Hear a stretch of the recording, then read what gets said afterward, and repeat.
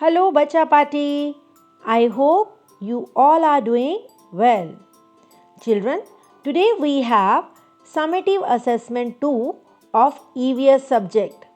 I know this is your favorite subject. Today in this video, I am going to explain EVS worksheets for you. So, listen to your ma'am attentively and let's start. Children, first of all, write down today's date and the spelling of your name over the blank spaces. Right? Let's read question number 1. Circle and color the winter clothes. Can you all see, children? Here, ma'am has drawn the pictures of different clothes. Among all these, you have to circle and color only winter clothes. The clothes which protect us in winter season from cold and chilly weather.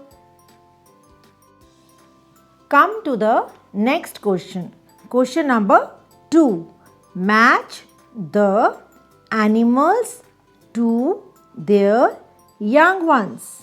Beta, on the left side, you can see the parent animals, and on the right side you can see young ones, means babies of these animals.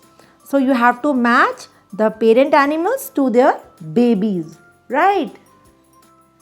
Moving to the next question. Question number 3.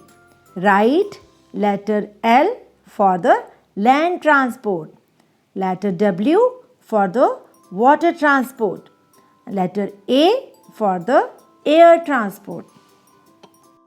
According to this question, you have to see the pictures of vehicles one by one and think wisely. If the vehicle moves on land, then you have to write letter L. And if the vehicle moves in water, then write letter W. If the vehicle moves in the air, then write letter A. It's so simple. I know you all can do this very well. Our next question is question number 4. Cross the animal which does not live in the jungle. See, children, this is a picture of jungle.